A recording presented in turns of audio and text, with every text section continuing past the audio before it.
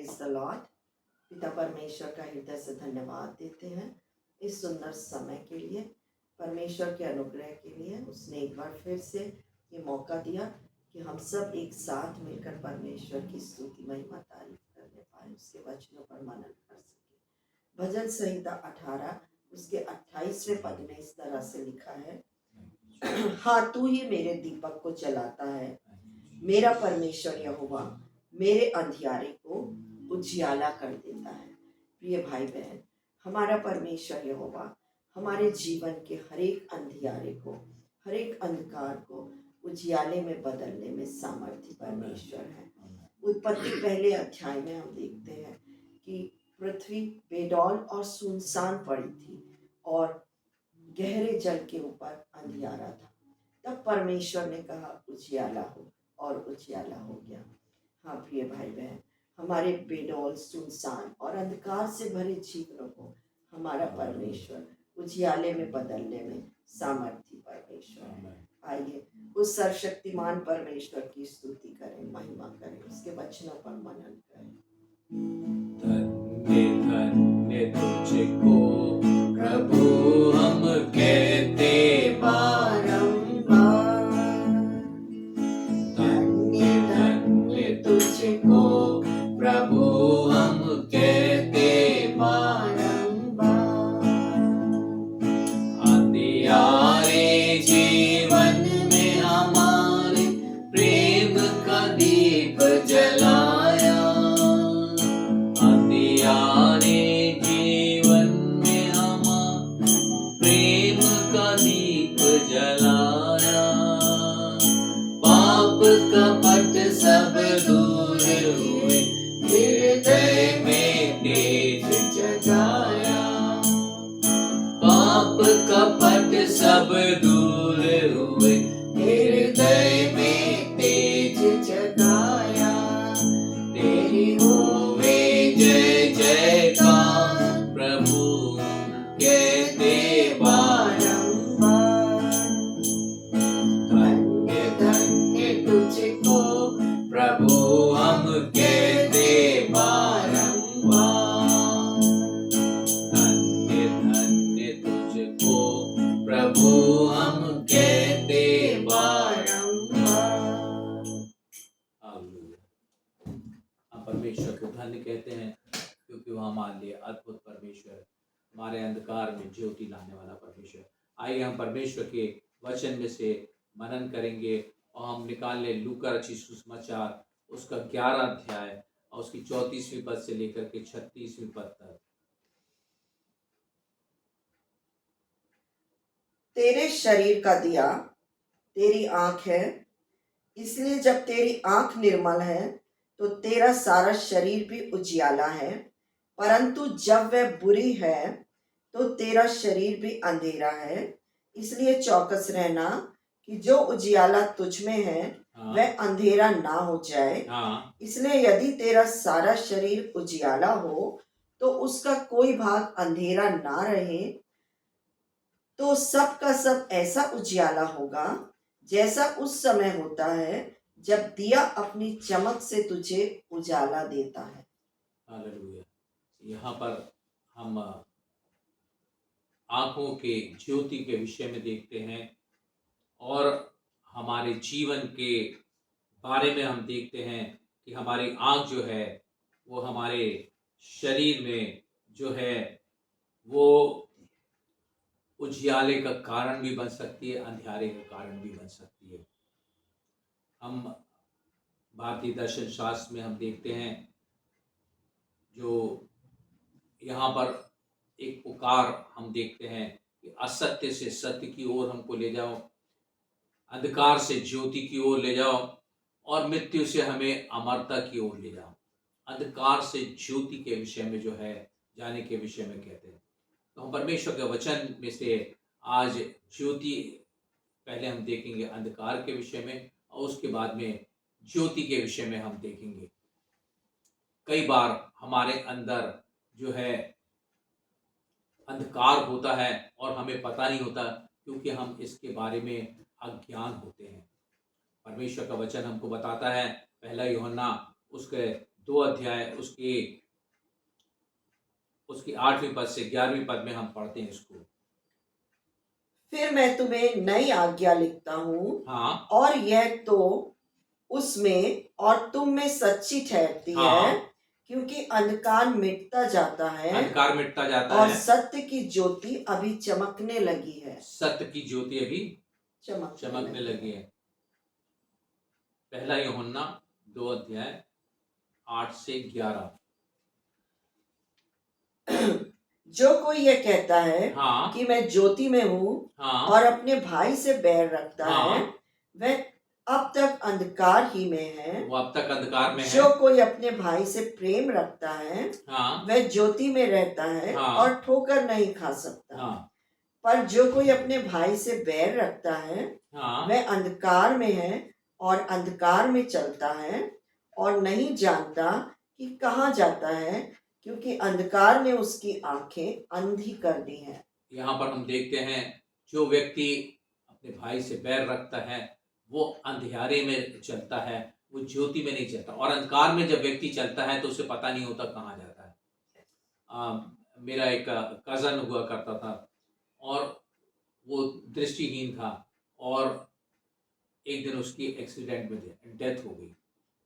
मृत्यु की ओर अंधकार जो है हमें मृत्यु की ओर लेकर के जाता है। हमारे जीवन में यदि अंधियारा है हमें वो मृत्यु की ओर लेकर के जाता है। तो मेरे प्रियो, कई बार हम जानते नहीं है, अज्ञानता के कारण से हम देखते हैं कि हम इस तरह से जो है अज्ञानता के कारण अंधियारे में चलते हैं। परमेश्वर का वचन हमको और भी बताता है, अय्यूब की पुस्तक उसका 10 अध्याय उसके 21वीं और 22वीं पद में, इससे पहले कि मैं वहां जाऊं, हाँ, जहां से फिर न लौटूंगा, जहां से फिर ना लौटूंगा, अर्थात अंधियारे हाँ, और घोर घोर अंधकार के देश में, हाँ, जहाँ अंधकार ही अंधकार है, जहां अंधकार ही अंधकार है, और मृत्यु के अंधकार का देश, मृत्यु के अंधकार का देश, जिसमें सब कुछ गड़बड़ है, हाँ, और जहाँ प्रकाश भी ऐसा है जैसे अंधकार। यहाँ पर अय्यूब जो है वो बोलता है कि मृत्यु के अंधकार में मैं नहीं जाना चाहता हूँ। मृत्यु के अंधकार में, अंधकार की जगह में मैं जाना नहीं चाहता हूँ। उसके विषय में यहाँ पर दिया हुआ है। हम परमेश्वर के वचन में प्रभु यीशु मसीह ने जो हमको बताया, एक बड़े भोज के विषय में प्रभु यीशु मसीह ने चर्चा की, और जब उसके बुलाए हुए लोग वहां पर नहीं पहुंचे तो उसने कहा कि सड़कों में जाओ, गलियों में जाओ, जा करके लोगों को लेकर के आओ, ताकि मेरा घर जो है वो जीवनहारियों से भर जाए। और हम क्या देखते हैं वहां पर जो है, वहां पर एक व्यक्ति के बारे में दिया हुआ, हम उसको पढ़ेंगे। मत्ती रचित सुसमाचार उसका 22 अध्याय और उसकी 11वीं से 13वीं पद को हम पढ़ेंगे। जब राजा जीवनहारों के देखने के भीतर आया, हाँ, तो उसने वहां एक मनुष्य को देखा, जो ब्याह का वस्त्र नहीं पहने था। ब्याह का वस्त्र नहीं पहने हुए था। उसने उससे पूछा, हे मित्र, तू ब्याह का वस्त्र पहने बिना यहाँ क्यों आ गया? हाँ, उसका मुंह बंद हो गया। तब राजा ने सेवकों से कहा, इसके हाथ पांव बांधकर उसे बाहर अंधियारे में डाल दो। वहां रोना और दांत पीसना होगा, क्योंकि बुलाए हुए तो बहुत, परंतु चुने हुए थोड़े हैं। तो यहाँ पर हम देखते हैं कि वो व्यक्ति जो था ब्याह का वस्त्र नहीं पहना था, इसके कारण से उसको अंधियारे में डाल दिया गया, और जहाँ पर रोना और दांतों का पीसना वहां पर दिया हुआ है। तो हम क्या देखते हैं कि जब हम अंधियारे में चलते हैं और अंधियारे में जीवन व्यतीत करते हैं, तो हमारे साथ में जो होता है वो बहुत ही बुरा होता है।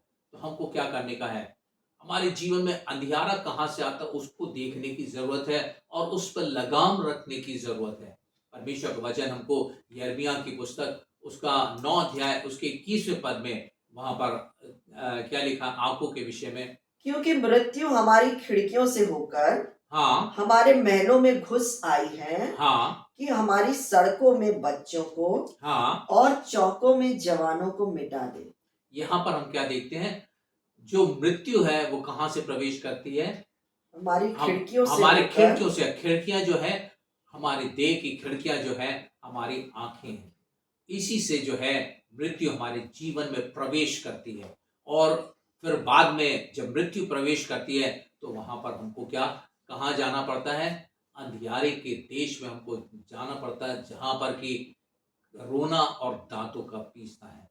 तो हम क्या देखते हैं कि हमको अपनी आंखों के ऊपर बहुत ही ज्यादा लगाम रखने की जरूरत है, और परमेश्वर का वचन जो है हमको बताता है आंखों को, यदि हमारी आंखें निर्मल हो, जैसे हमने भी पढ़ा परमेश्वर का, तो हमारा सारा शरीर जो है वो उजियाला होगा। और यदि हमारी आंखें निर्मल नहीं हो तो हमारा जीवन जो है अंधियारे से भरा हुआ होगा।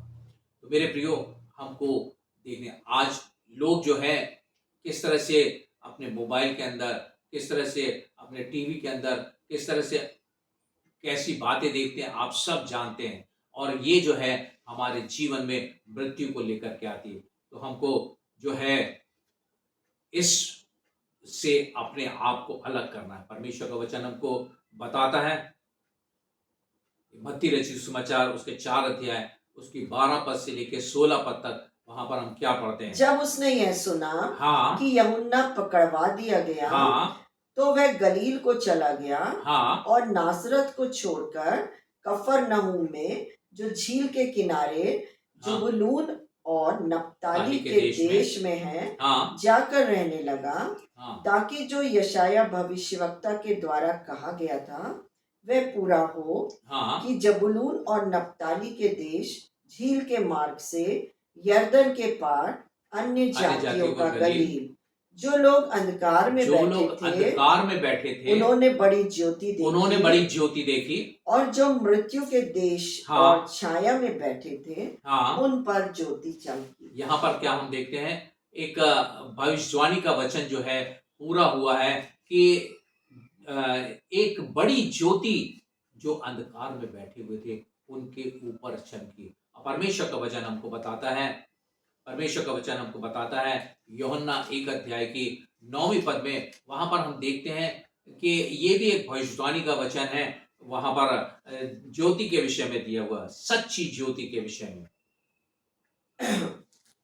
सच्ची ज्योति जो हर एक जीवन को प्रकाशित करती है, वो जगत में आने वाली थी। सच्ची ज्योति जो हर एक मनुष्य को प्रकाशित करती जगत में आने वाली थी। एक सच्ची ज्योति के विषय में परमेश्वर का वचन हमको बताता, और ये जो है प्रभु यीशु मसीह के विषय में। और हम देखते हैं जैसे इसके पहले हमने वचन पढ़ा, जब लून और नप्ताली के देश में वहां पर जो लोग अंधियारे में बैठे हुए थे उनके ऊपर बड़ी ज्योति चमकी। प्रभु यीशु मसीह जब वहां पर गया उनके ऊपर बड़ी ज्योति चमकी। तो हम क्या देखते हैं? ज्योति जो है वो उसका देने वाला जो है वो एक ही है, वो है प्रभु यीशु मसीह, जिसने अपने आप को प्रकट किया। और हम देखते हैं इसी यूहन्ना के 8 अध्याय की 12वीं पद में वो कहता है, मैं जगत की ज्योति हूं। तब यीशु ने फिर लोगों से कहा, जगत की ज्योति मैं हूँ, जो मेरे पीछे हो लेगा वह अंधकार में ना चलेगा, परंतु जीवन की ज्योति पाएगा। वो अंधकार में नहीं चलेगा परंतु जीवन की ज्योति पाएगा। तो हम क्या देखते हैं? प्रभु यीशु मसीह जो है वो सच्ची ज्योति है, और साथ में वो पूरे जगत को प्रकाशित करता है, और वो जीवन देता है। ये ज्योति जो है वो जीवन को देने वाली ज्योति है। हमारे जीवन के अंधियारे को मिटा करके वो हमारे अंदर जीवन की ज्योति देता है। तो परमेश्वर का वचन हमको बताता है कि किस तरह से हमारे जीवन में बदलाव आता है। जब प्रभु यीशु मसीह जीवन में आता तो हमारे जीवन में बदलाव आता है। इफिसियों की पत्री उसका 5 अध्याय उसकी 8वीं पद से हम देखते हैं इसके विषय में, क्योंकि तुम तो पहले अंधकार में थे।